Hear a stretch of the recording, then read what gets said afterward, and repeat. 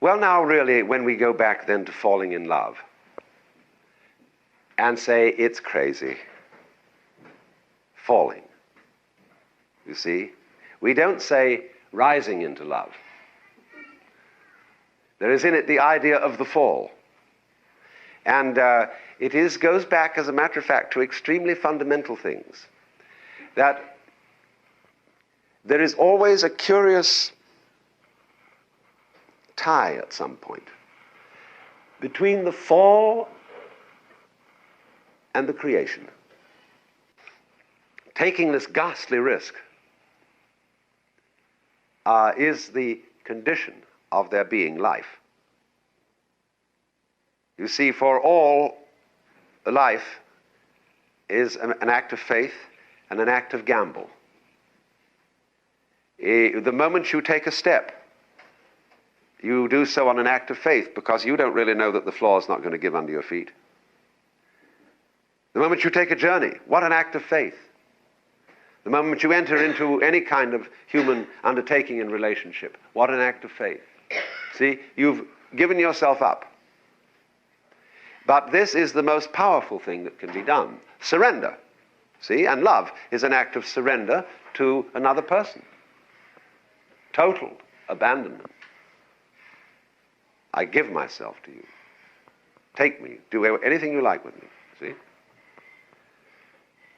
So, that's quite mad, because you see, it's letting things get out of control. All sensible people keep things in control.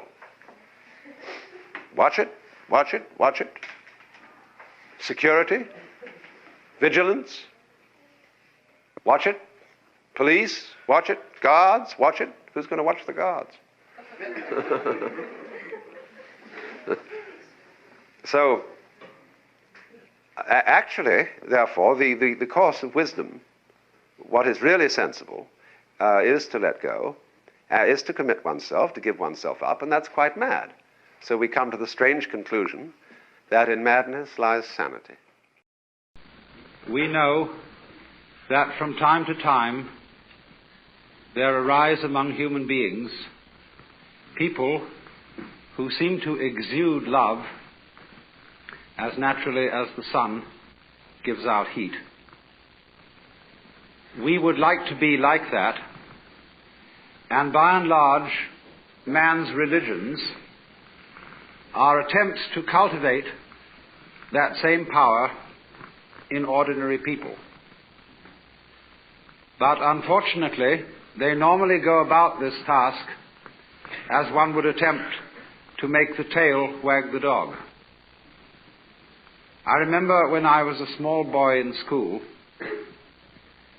I was enormously interested in being able to do my schoolwork properly. And everybody told me that I didn't work hard enough and that I ought to work. I had an intense desire to do this, but when I asked, "How do you work?" everybody shut up like a clam. So I was extremely puzzled, but there were teachers who apparently knew how to work and had attained considerable heights of scholarship, and I admired them very much for their attainments. And so I thought that maybe I could learn the secret by copying their mannerisms. I would imitate the style of handwriting that they used. I would use the same kind of pen. I would affect the same mannerisms of speech and gesture, and insofar as I could get around the school uniform, even of clothing. I must assure you this, of course, was a private school in England, not a public school in America.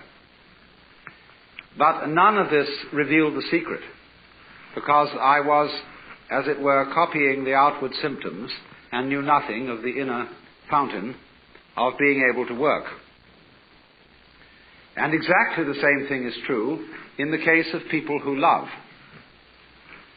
When we study the behavior of people who have the power of love within them, we can catalogue how they behave in various situations, and out of this catalogue formulate some rules.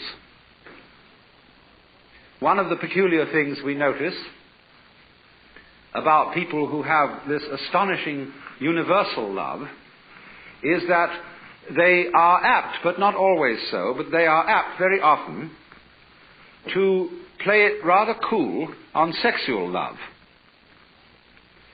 The reason for this is, generally speaking, unknown to preachers, but it is because an erotic relationship with the external world operates, so far as they're concerned, between that world and every single nerve ending. Their whole organism, in all its aspects, physical, psychological and spiritual, is an erogenous zone. And therefore their flow of love is not specialized or canalized so exclusively in the genital system as it is with most other people. Especially in a culture such as ours, where for so many centuries that particular expression of erotic love has been so marvelously repressed as to make it seem the most desirable kind of love that there is. And so we have, as a result of 2,000 years of Christianity, sex on the brain. Which isn't always the right place for it.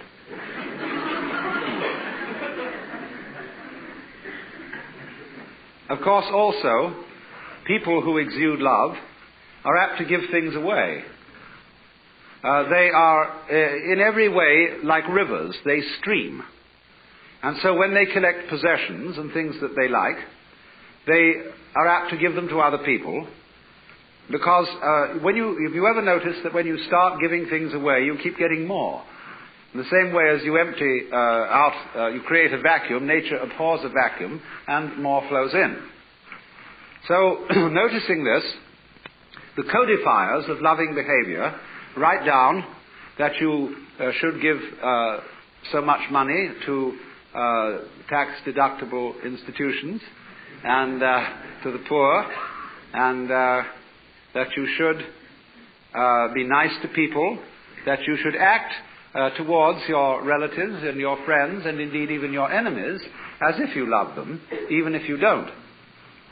And of course, for Christians and Jews and believers in God, there is a peculiarly difficult task enjoined upon us, namely, that thou shalt love the Lord thy God. And not only here, going through the motions of it externally, but with all your heart, with all your soul, and with all your mind. And that is, of course, very demanding indeed. But you see what is happening. It is as if, for example, we admired the music of a certain composer, and having studied his style very thoroughly, we draw up rules of musical composition based on the behavior of this composer. We then go to send our children to music school, where they learn these rules, in the hope that if they apply them, they also will turn into first-class musicians, which they usually fail to do. Because what might be called the technique of music, as well as the technique of morals, as well as, say, the technique of speech, of language, is very valuable because it gives you something to express if, and I repeat, if you have anything to express. But if you don't have anything to say, not even the greatest mastery of English will stand you in good stead, unless you can manage to fool your listeners by talking beautiful nonsense and make it sound profound. Now, so the question and the puzzle remains. You cannot imitate this thing. There is no way of getting it, and yet it is absolutely essential that we have it. Because obviously, the human race is not going to flourish harmoniously unless we are enabled to love each other. But the question is, how do you get it? Is it something you simply have to contract like measles? Or is, as theologians say, is it a gift of divine grace, which somehow is dished out to some but not to others? And if there is no way of getting divine grace by anything you do, as the Calvinists aver, then we'd better just sit around and wait until something happens. Although Calvinists never did that. They were almost depressingly energetic. But surely we can't be left in that kind of a hopeless situation. There must be some way of getting the grace or getting divine charity or love, some sort of wangle, some sort of way in which we can, as it were, open ourselves so as to become conduit pipes for the flow. And so the more subtle preachers try to see if we can open ourselves and teach methods of meditation and spiritual discipline in the hope that we can contact this power. The less subtle preachers simply say, you don't have enough faith, you don't have enough guts, you don't have enough willpower. If you only put your shoulder to the wheel and shoved, you would be, of course, an exemplar and a saint. Actually, you will only be an extremely clever hypocrite. The whole history of religion is a history of the failure of preaching. Preaching is moral violence.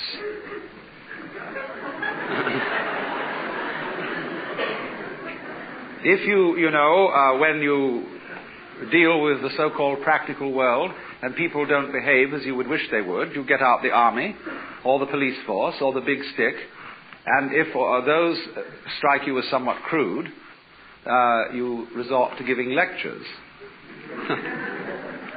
And I mean lectures in the sense of a pie jaw, a solemn adjuration and exhortation to behave better next time. Now, let us look at some of the practical consequences of adjuring people and commanding people to love. Many a parent says to the child, nice children love their mothers. And, of course, I'm sure you're a nice child. You ought to love your mother, but not because I, your mother, say so, but because you really want to do so. Because one of the difficulties is none of us in our heart of hearts respect love which is not freely given. If, for example, you are an ailing parent and you need to be looked after and you have a son or daughter who feels dutifully that they should look after you because, after all, you've done so much for them, but this somehow, your living with your father or mother prevents you from having a home and a life of your own, naturally you resent this duty, and your parent is well aware that you resent it, even if they pretend to ignore it. They therefore feel guilty that they have imposed upon your loyalty, and you, in turn, can't really disclose from yourself the fact that you hate them for getting sick, even though they couldn't help it. And therefore nobody enjoys the relationship. It is a painful duty carried out. And the same thing would naturally happen if, after a number of years, having at the altar made a solemn and terrible promise that you would love your wife and husband, come what may, forever and ever, till death do you part, and then suddenly you find you really haven't the heart in you to do it anymore, then you feel guilty, and that you ought to love your wife, family, or whatever, and naturally, this is a sort of fiasco, as would be obvious, if you were to ask your wife, do you really love me? And she were to reply, I'm trying very hard to do so.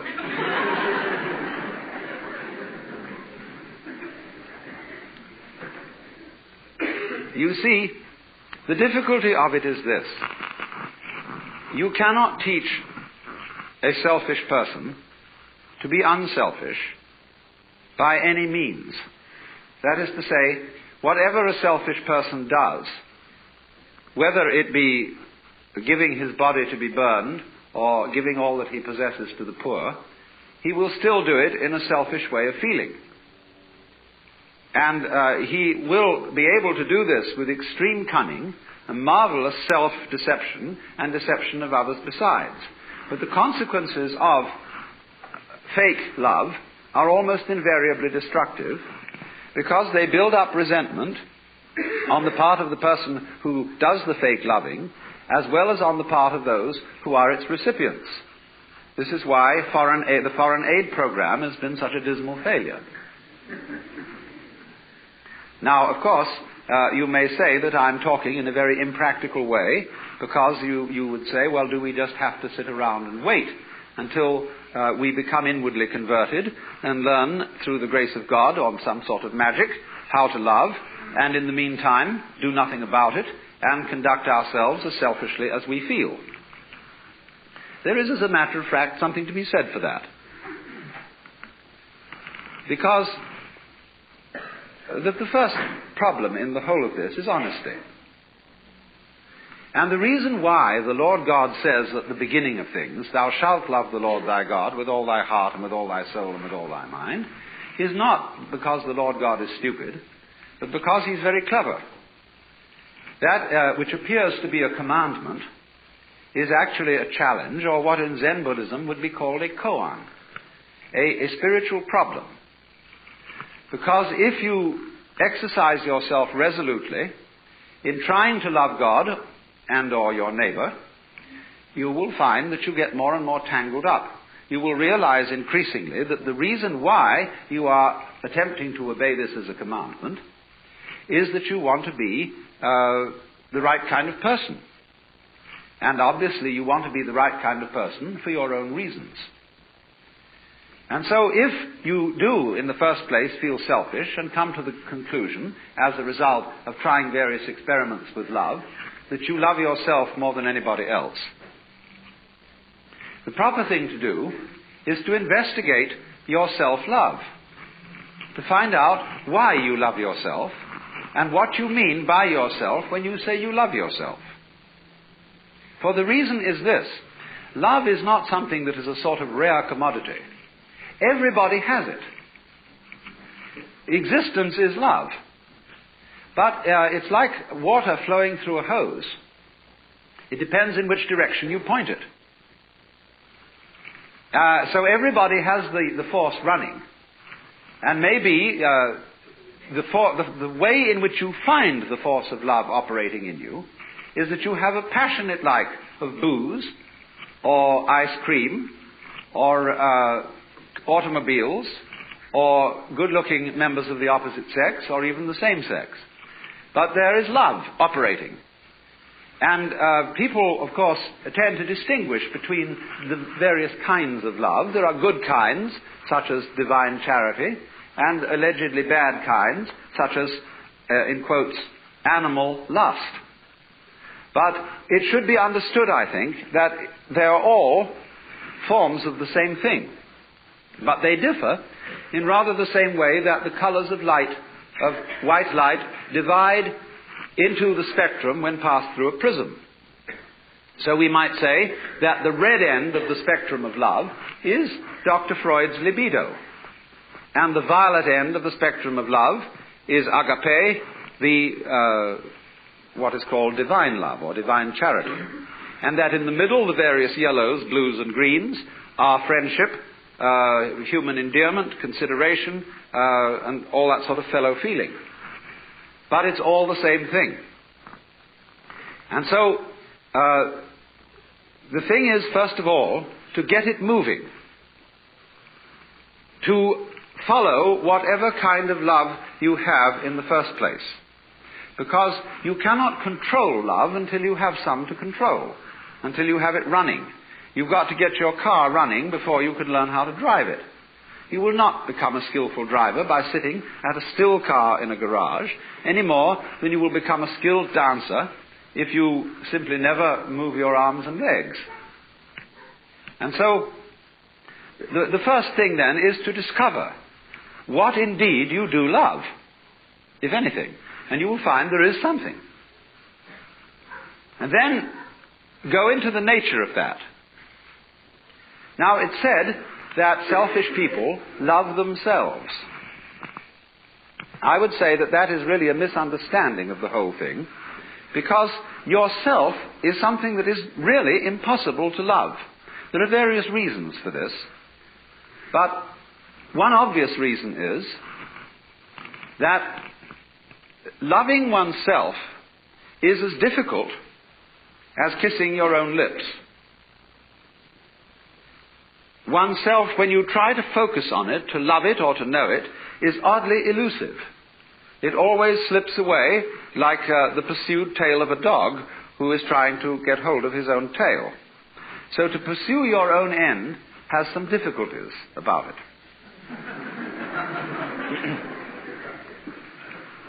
if you explore what you love when you say you love yourself, you will make the startling discovery that everything you love is something which you thought was other than yourself.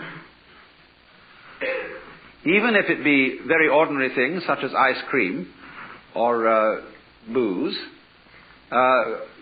in the conventional sense, booze is not you, nor is ice cream. It turns into you in a manner of speaking when you consume it, but then you don't have it anymore. And so you look around for more in order to love it once again. But so long as you love it, you see, it's never you. When you love people, even however selfishly you love them, because of the pleasant sensations they give to you, still, it is somebody else that you love. And as you inquire into this, as you follow honestly your own selfishness, many interesting transformations begin to come about in you. One of the most interesting transformations of being directly and honestly selfish, in the same way that, for example, cats are, is that you stop deceiving people. A great deal of damage is done in practical human relations by saying that you love people, when what you mean is that you ought to. And you don't really. You give the wrong impression, and people begin to expect things of you which you are never going to come through with. We have been taught, for example, that we ought to love our enemies. Now, we don't really understand what it means to love our enemies.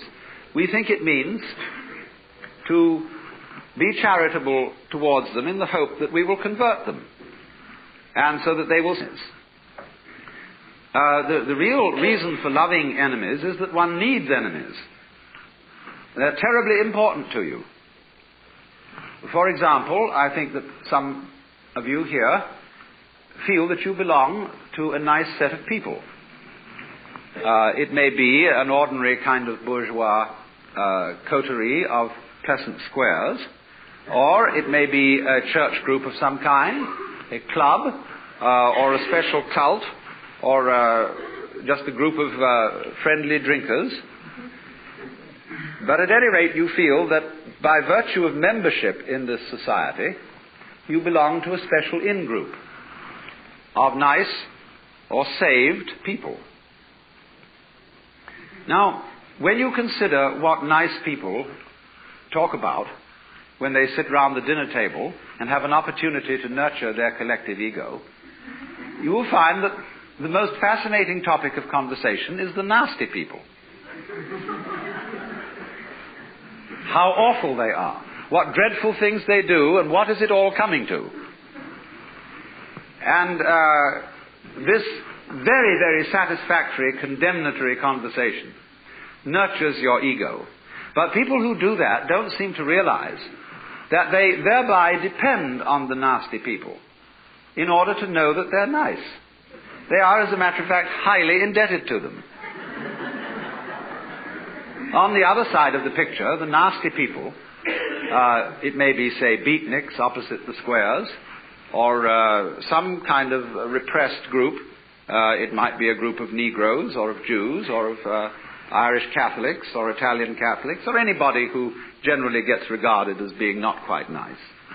They, on their side, consider that they really are the best people, and nurture their collective ego by blasting the bourgeoisie, the squares, the wasps, the know-nothings, or whoever they may be.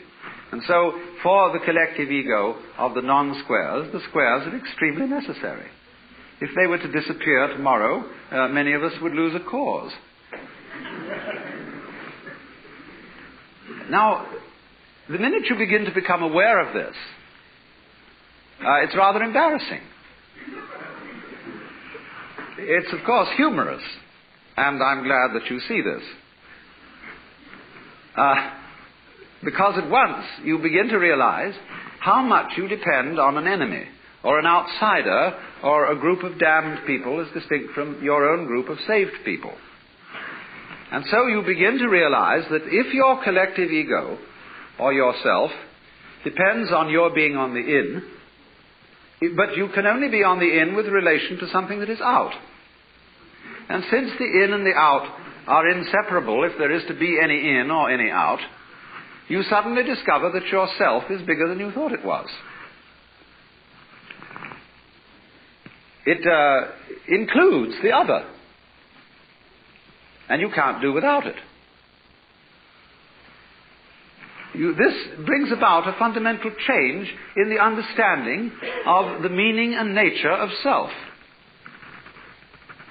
And thereupon, there become a change of attitude to other people, even if you continue with some formal opposition to them and disapproval of them.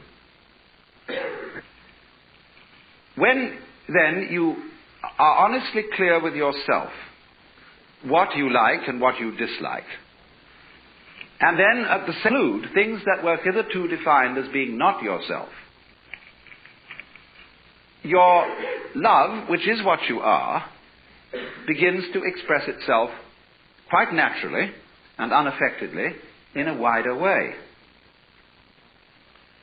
Now, to trust oneself to be capable of love, to bring up love, in other words, to function in a sociable way and in a creative way, is to take a risk. It's a gamble. Because you may not come through with it. And in the same way, when you fall in love with somebody else, or you form an association with somebody else, and you trust them, they may, as a matter of fact, not fulfill your expectations. But that risk has to be taken. The alternative to taking that risk is much worse than trusting and being deceived. When you say, I will not trust other people, and I will not trust myself, what do you have to do? You have to resort to force. You have to employ stacks of policemen to protect you, and God only knows what makes you think you can trust them. And you have to hold a club over yourself all the time and say, no, my nature is wayward, animal, perverse, fallen, grounded in sin. So that, as a matter of fact, what happens, when you refuse to take the gamble of trusting yourself to be capable of love, you become like a person, if you will excuse this extremely graphic but nevertheless relevant simile, who cannot trust themselves to have bowel movements.